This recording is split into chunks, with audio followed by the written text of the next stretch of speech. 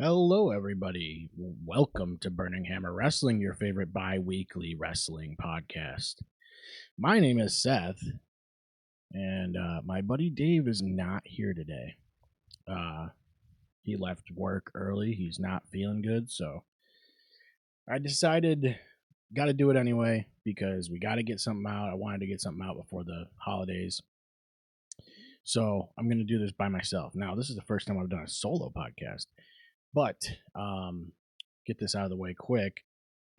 Go to w.gg if you want to support our show. Use the promo code Clear Shots. It's all one word. That'll get you 10% off. It's a great energy drink. It's just powder. You throw it in your water. You mix it up, shake it up, whatever. I drink it every day, and yeah, you should do. It's actually like super cost effective, and it's worth it. So yeah. That being said, yeah, by myself here today. It's gonna probably be somewhat of a shorter episode, but there's definitely some things that uh, I felt the needed to be talked about. There was obviously the Cena retirement, his final match at Saturday night's main event. That was clearly a big deal. Um, so yeah, there's a number of things that need to be said about this. Like, I guess we'll go right into that because that certainly is the biggest deal and certainly the biggest like talking point of the past couple weeks. Cena Gunther, and the match. I thought the match overall was pretty good. I think the biggest thing that we really saw was the chirping online, and that's going to come with just about any match or especially if it's a retirement match, right? So like it's a retirement match. There's a ton of expectation because we've seen great retirement matches and we've seen retirements treated well, like Sting, and you've even seen Ric Flair's retirement where it was incredible, and then Rick decided to, you know, want to go back into the ring. So with John, it feels very final, and it purposefully it's supposed to be. Um, However, people didn't. Now, this is an old school thing, right? When wrestlers retire, they go out on their backs, right? They kind of go out on their shield, and that's how you leave. So that happens, right? And it's so odd to me because all these people we had for a long time, even just this past year, Gunther was a fan favorite in a lot of ways. A lot of people were behind Gunther and wanted him to get a push, and he did, and he became a world heavyweight champion. But then I think when you have a situation where the expectations are really high for someone like John Cena, and you have Gunther beat him, you're naturally people are going to get upset. It just is the case. But me, I personally, I didn't. I thought this was the only way you could book this. It just felt like it was the right move for so many reasons. But and I think one of the main criticisms is like, obviously Cena taps, which he's only done a handful of times in his career, but like it was designed to be a story. I think people are missing the whole thing. It's the way Cena did this, and you could even see like the way he portrayed the whole thing. He smiled and tapped out because it's a symbolic finish basically. But the thing is, I know there's a lot of people that wanted someone other than Gunther to be the guy that gets the rub from this retirement, but I think this makes the most sense right now because we talked about this last time, and it's like you have all these guys, and I'm not even going to name all. I mean, AJ Styles, Cena, uh, probably Brock Lesnar will be going. Roman Reigns, Seth Rollins, like Shinsuke Nakamura, like you have a bunch of big names. Randy Orton, you have a bunch of big names that are leaving soon, right? They're all older guys, They're going to be taken off. You need to be building stars. And yeah, you want to build your young stars, but they've already sort of shown you that they're starting to do that, right? With Braun Breaker and Bronson Reed and Dominic Mysterio. And so it's like you look at it and you go, okay, well, if they're going to lose all those guys, they need a big bad. And it seems like there's a good chunk of heels right now in WWE specifically. But I think Gunther fits the bill really well for that. And because he's got a very he's got the old school personality. His move set is very simple. He can go for a long time. Like he'll be able to do this for years. I don't know exactly how old Gunther is. I'll look that up real quick. He is 38. So yeah, he's old too, right? Not old, but he's, older in a professional wrestling sense. So again, this is another guy who's probably not going to be there super long, but you need a big bad, and you need that to be, he needs to be established. And now he has this kind of talking point. Obviously, he's going to, talk about it all the time, how he retired John Cena, but it's a talking point that he can use to make his character bigger. And once this younger talent starts to come up, that's when you put him over. It's basic booking. It's very basic booking. But the internet wrestling community, obviously, they had a lot of problems with Cena losing the match. And it's like, what did you really want? You wanted Cena to beat Gunther? What does that do for Gunther, who's going to stay here? And what does it really do for Cena winning one more match? Like, the match it's not a title match. It was just a match, right? So what does it do for Cena versus what does it do for Gunther? You got to weigh the pros and cons. And I think it's just naturally you have to have Gunther go over. There are a lot of rumors that LA Knight's going to get a push next year. So LA Knight might be the guy, comes around and ends up feuding with Gunther. Maybe those two are the, top guys in the coming year. Who knows? Who knows how this is going to go? But I enjoyed it. I enjoyed the whole retirement thing. It's just like Cena. When did he debut? Like 2002 or something like that. It was my whole, when I was growing up, when I was watching wrestling, he was just, we watched his whole career. So yeah, it's wild. It's wild seeing it end. But dude, the guy just did everything right. He he just carried the company, and there's no denying it. So yeah, it was bittersweet in a lot of ways. I really did enjoy it, but I thought the ending was right. I know a lot of people didn't, but yeah, I thought that was the only way to do it. Another major thing that I definitely want to talk about is this whole masked man thing that they've had for the last few weeks on Raw. Obviously, with the latest Raw, this past Monday, it was revealed that it's Austin Theory. At least now, this is where I'm going to go into speculation mode, and I could be wrong. One of them is Austin Theory, right? We saw three, and it doesn't mean that they're different people, right? So this is all me speculating, but there were three different incidents where they would show up, and it could have been all Austin Theory the whole time. But if I was booking this, and I'm looking at it again from a perspective of, I need talent to be built. I need to build talent now. I need to, make these kids that are younger a big deal.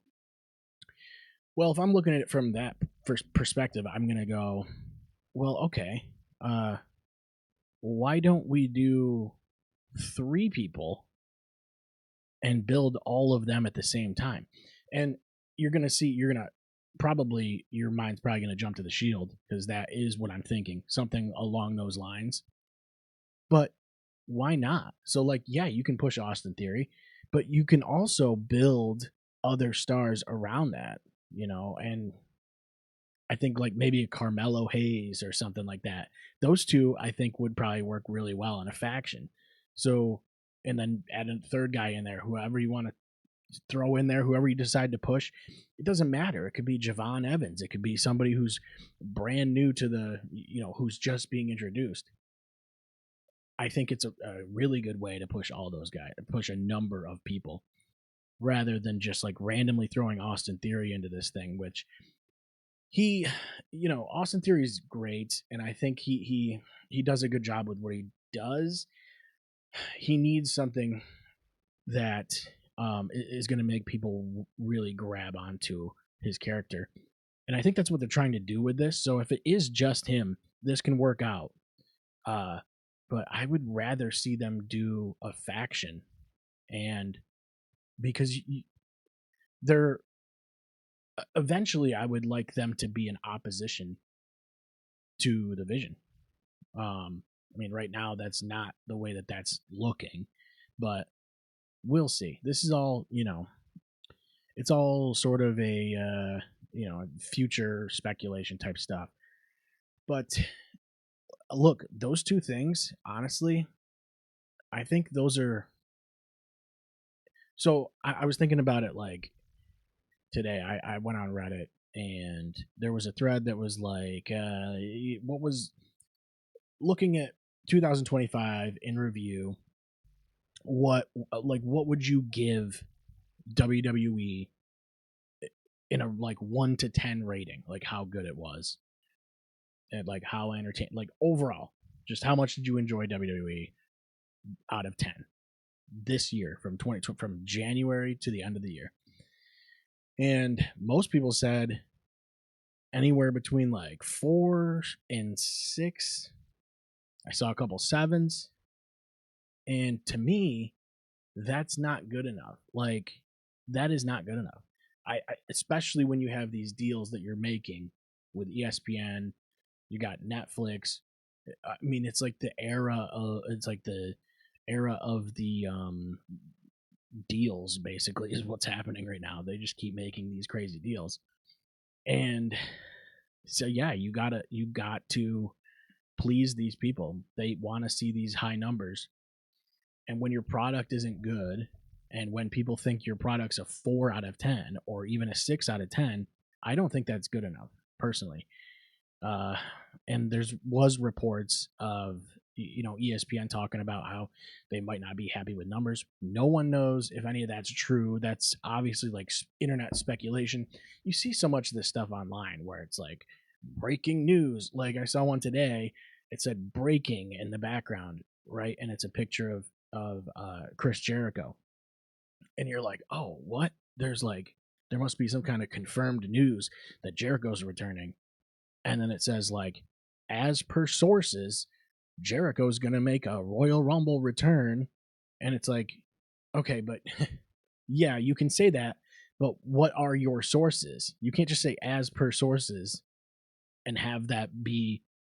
You can't even like when you put breaking behind it.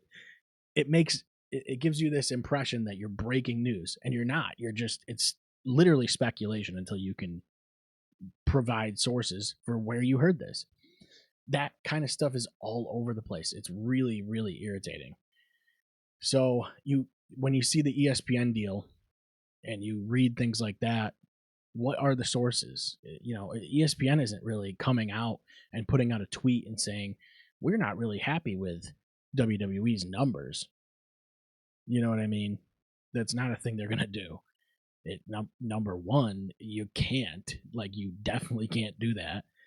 And I mean, number two, just that. I just think it's one of those things where the fans know the product is not good. The fans know the product is. I'm not going to say not good. I'm going to say it's subpar. It's below where it should be. And so I think that there just needs to be something that they can do to pivot. And I think the main reason, going back to the year in review thing, is you had this entire 2025, and it didn't feel like there was much that really happened. What were the major storylines?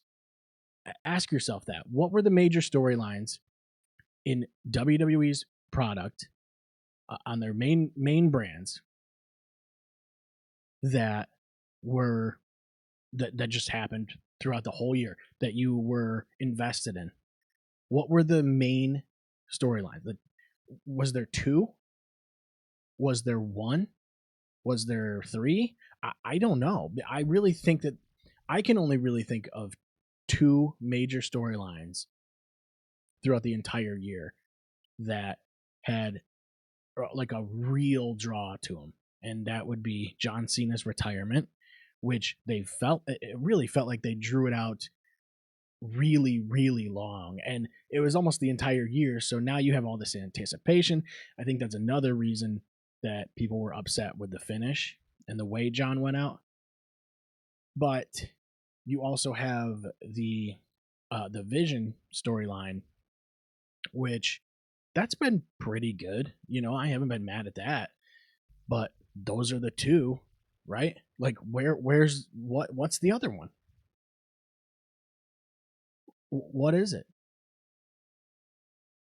I mean, I could not for the life of me tell you what the next biggest storyline is. Because what is it? The Judgment Day? Is it Stephanie Vaquer? I mean, because the Judgment Day things all that's all been stalled for, I mean, close to a year, and that has to do with injuries and things like that. So is the Vision. Obviously, that has to do with injuries, and that's unfortunate. But the product and the creative needs to learn to pivot. So it's just things I've been thinking about, uh, watching the last few weeks, because man, Raw has just been a drag. And then you have like Triple H saying like, "Oh, that this week's Raw is gonna blow you away or whatever. It's gonna be what was it, explosive or something," he said. And then it was just this past week's Raw. What happened? What was the big moment on Raw? Right? What was it? It was Austin Theory's reveal. I mean that was pretty much the major moment. So it's like, is that really? Did they get the reaction too? Like, I'm always wondering, when I see things like that, and you see Austin Theory reveal himself, did they get the reaction that they wanted from the crowd? Didn't sound like it. So now what do you do, right? I mean, you got to roll with it. But I think they were expecting the crowd to be more excited that Austin Theory was going to be that central character in whatever they're planning. So, yeah, a number of things that I've been thinking about recently. Um, I don't know. I thought, I honestly thought Saturday night's main event was great. Um, but like, if you're looking at the whole year in review again, it's like, I think the best show of the year was Crown Jewel Perth. Uh, I mean, just off the top of my head, I would say that might be the best show I saw all year that they put out, that WWE put out. But Saturday night's main event, um, I thought was a good show, like overall. Um, I thought Oba Femi looked. I mean, I thought he looked really good against Cody. Uh, all of his moves had intent behind him. They had character behind him. Like the way, just everything. The way he carried himself. He looked like he was ready to be there. Um, and I think he is. And he also, it's so easy for someone like Oba to be a a presence in the current state of WWE. There's a lot of big guys, but he has this power move set that's just kind of it's unique, but also not, and it's not overly complicated. And but he just does it so well. So I was really impressed uh with Oba, for sure. I thought the finish was really dumb. Um Yeah, because McIntyre came in, and yeah, I would have rather seen a competitive match. I would have rather seen Cody beat Oba. Like, yeah, that's fine. Like, I see why. Here's the thing. I see why he does this. I see why the booking does this. Triple H or whoever's booking these matches specifically. I see why they do it, right? Because you don't want Oba to win. You can't just have him come in and beat Cody Rhodes, your current champion, right? Obviously. So that's a no. You can't have Cody beat Oba because you have a debuting NXT talent that you want to show off and you want to make him look strong. So you can't necessarily have Cody pin him 1, 2, 3. So they have Drew McIntyre come in, and it's like, okay, cool. Now there's a Drew McIntyre Cody Rhodes feud that's gonna branch off, and it's gonna be like a major thing, right? No, probably not. It's just gonna disappear because that's what happens. These interferences happen all the time. They come in like there's a non-finish, and so attacked so and so. Okay, well, what is the fallout from that? What happens the next week? Someone was talking about this recently.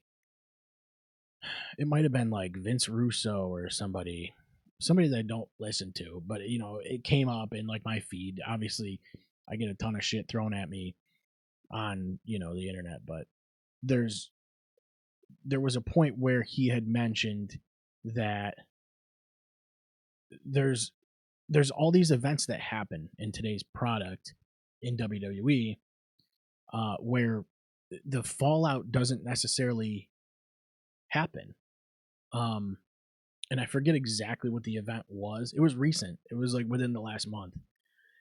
But he was questioning why like there wasn't immediately on Raw after a you know advancement to the story. So when you see McIntyre attack Cody and kill the match, now you expect immediately on SmackDown, which is tomorrow, you should see Cody Rhodes and Drew McIntyre. That should be a feud. That should probably go to WrestleMania or something like that because we're starting to come up on WrestleMania season here. So we need to start thinking about that because you got to start putting matches together, coming up with feuds that are going to be able to be built into a big deal match for WrestleMania. So I don't know. It's tough. Like I feel like they used to be able to build every WrestleMania match. There was a point where like every match I was like somewhat excited for, But the past few years, there's on a show like WrestleMania, there shouldn't be filler matches, is what I'm trying to say. There shouldn't be filler matches. They should all have a purpose. And I think WrestleMania 40 did a good job of that. I think most of those matches had a reason that you wanted to see it. And yeah, last year I didn't feel the same. There was a couple matches where I was like, I don't know. Okay. What does it really mean? What does it matter? You need these things to matter. That's the bottom line there. Is you need the matches to matter. So, yeah, I would like to see hopefully I'm wrong here and they actually do have a McIntyre Cody thing that follows this up, but it's just it's like a microcosm of the whole thing. Like this is just one example I'm giving. Because it happens all the time. And you get all these non-finishes and it just feels like nothing comes of the interference. And you want that to happen. Now again, it's like you can't have Cody just beat Oba, and it's like you could have a competitive match and still make Oba look good and lose. It would have to be a hell of a match, and you'd probably have to have more TV time for this because I think, obviously the show was really just about Cena's match and making sure they had TV time so they didn't do what they did to Goldberg again. But yeah, I thought the match was good. I thought Oba looked great. So that's all I really got to say about that. Sol Ruka, really impressive too. She's great. She's really great. I think the one problem, and I think a lot of people criticize it, is some of her moves are very odd to set up. So your opponent has to be in a very awkward position for some of these moves, and it looks unnatural. So what needs to happen on the production side of things is the cameraman needs to not film Bailey bending over and like backing and looking up over her shoulder at the turnbuckle where Sol Ruka is about to jump, because she's just setting. I mean, it just makes it look bad. You have to have Bailey off camera for these kind of things. I think that's a production issue. Obviously, in the audience, you're going to see something like that. You're still going to be like, "That was stupid. She walked right into it on purpose." Yes, it's wrestling, but you still want like some suspension of disbelief where the moves need to flow in a certain way. And I think it has to do with that move that I don't know what her that finishing move's called. But um sometimes you need to be able to tell the story to get them in that position for the move to make sense. And sometimes it just looks awkward because they're just setting it up. I don't know. It just looked weird. It looked weird on TV. Javon Evans was great also on this show. Leon Slater is phenomenal as well. Those two, I think Javon might end up being a big deal. He's got a lot of charisma, and he's got an interesting personality. It's different, and there's this thing that NXT's doing so well, and it is creating personas. And it feels like you get so much more persona and character from these NXT guys, because like than you do on the main roster. It feels like everybody on the main roster is very meat and potatoes, bread and butter, you know. There's, guys that stand out for sure, but I think NXT, something about the developmental system forcing you to create a character so that you have a character. Something about that developmental system and them pushing you to be better at promos and have that character specifically, I think is creating a lot of good personalities. It's going to be really interesting when this NXT class comes up, and it looks like this event right here was a really strong gateway to say like, hey, these are the guys that are coming up, and they're coming up soon. And I wouldn't be surprised if they stick around. Like Javon's supposed to have another match on the main roster, I'm pretty sure. So like, yeah, you'll probably see these guys soon, and I'm excited for it because we need fresh blood in WWE desperately, I think. Yeah. So then, yeah, you had Cena, Gunther. Another thing I thought was interesting was Michael Cole called the Avalanche AA the Avalanche or Super FU or Avalanche FU or something. That was cool. It's like a little thing, like this little callback, and I thought that was really cool, because that was Cena's finishing move was FU. Now that you think, it's like if you go back and think about that now, it's like, what? His move was called FU, and the STFU. That's crazy, dude. That is crazy. Well, there's a reason they changed it, but yeah, it was cool seeing Michael Cole say that. And yeah, again, I enjoyed Saturday night's main event. I thought that was the consensus. Honestly, I think the only thing people really had complaints about was the Cody Gunther finish, which I don't know. I don't agree with that. Two more major things that happened this week, and we'll wrap it up. I don't want to do a long episode.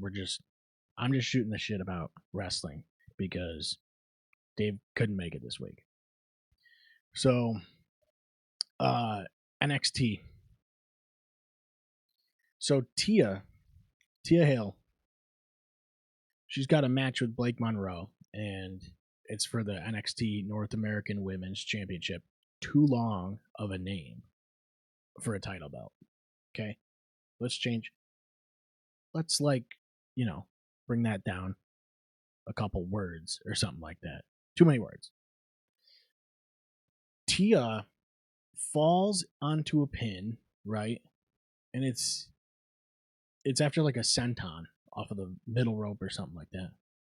She falls into the pin and kind of wraps her arm around Blake Monroe while she's on top. Now she's laying on top of her on her back.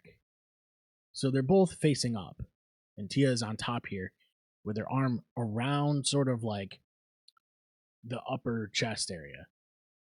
And it looked like Blake was not able to properly kick out.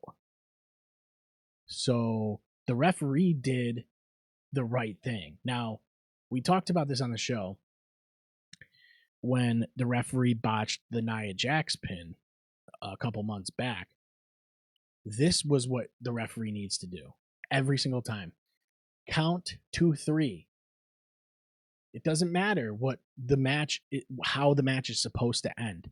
Count to 3. Because when Blake Monroe can't kick out, there's a new champ.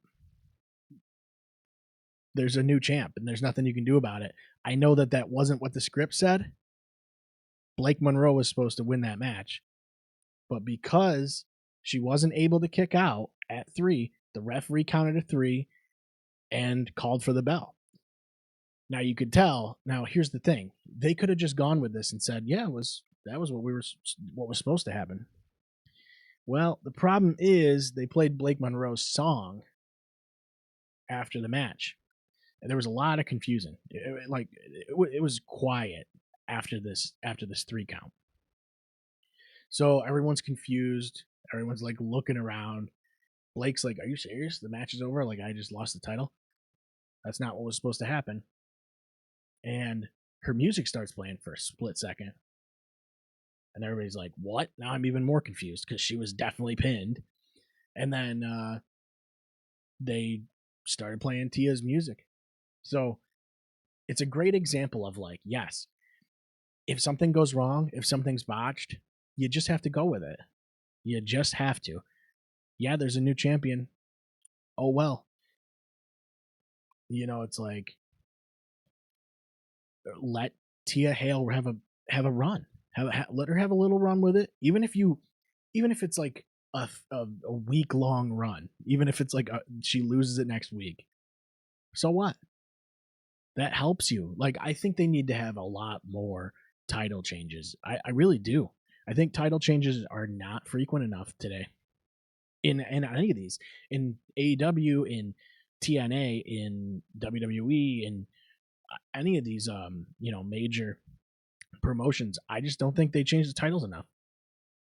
It doesn't make it look competitive when Cody Rhodes is the champion for so long, or Roman Reigns is holding it for however many days he had it. It just doesn't make the product look competitive. It doesn't make your major stars look competitive. You know what I mean? I think that's something that they kind of missed there. But that was really interesting. And again, I think that is what the referee should be doing. I think they should always be counting to 3. And whatever happens. If they get it right, they get it right. If they don't, they don't. And it's like, you just got to roll with it. You can't go, "Oh no, actually she had her shoulder up," or whatever. I don't know. So that's pretty much it. I also saw like that Mick Foley decided to he's going to not make any WWE appearances or whatever. And it's like, was he even doing anything with WWE? Like, what was he really doing? He had like a Legends deal, but he put out this huge like statement about how the like WWE supports the Trump administration or something, and it's like, oh, all right, well, okay, like I don't know, Mick. I like Mick Foley and everything, but when you let politics get into like something weird like that, and you're just like, I'm not gonna make any appearances, it's kind of whatever, do what you want to do. I just thought it was an odd thing to come out and just like act like WWE's part of the Trump administration or something. It's kind of a stupid game he's playing, but he's trying to make a statement. I get it. It is what it is. So that's it. I don't know. Yeah. Again, Cena's retirement was cool. I think I also think that they built this thing up maybe too long. The idea was like, yeah, we're gonna drag it out for a whole year, basically, and it'll be cool. You can have all these matches that you never got to have, or like win titles you never won, like the Intercontinental title, and he did. And I think it was weird because you had the heel turn that really never culminated in anything because The Rock just couldn't be bothered to show up to finish the storylines or whatever. Yeah, it was all odd, but I think because they built it up for so long, people wanted to see Cena go out with a win.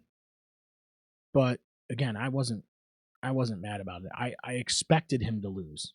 I'll say that. I went in expecting him to lose, and I think it does. I think it does good things for Gunther. So it'll be nice to have him kind of be the big bad guy for a little while. And I think the internet wrestling community needs to calm down a little bit and start to understand how booking works. It's just how it works. It's character development. You build a bad guy, you have him get beat by a good guy, and you just repeat the process. And sometimes the good guy loses. Sometimes the good guy doesn't mind losing because he's had a long career and he's done everything he's wanted to do. He that's the story, right? That's what the story is. I think people are missing that. Cena went out. He's done everything he wanted to do. Had a long career, and tapped out with a smile on his face. It was cool. All right. Thank you guys for watching. Again, you can head over to w.gg. That helps the show if you buy some stuff over there. Use the promo code ClearShots. 10% off your entire order. You can also head over to burninghammerwrestling.com. We have a bunch of cool stuff there, and then there's an online store. You can buy some merch from us as well to support the show.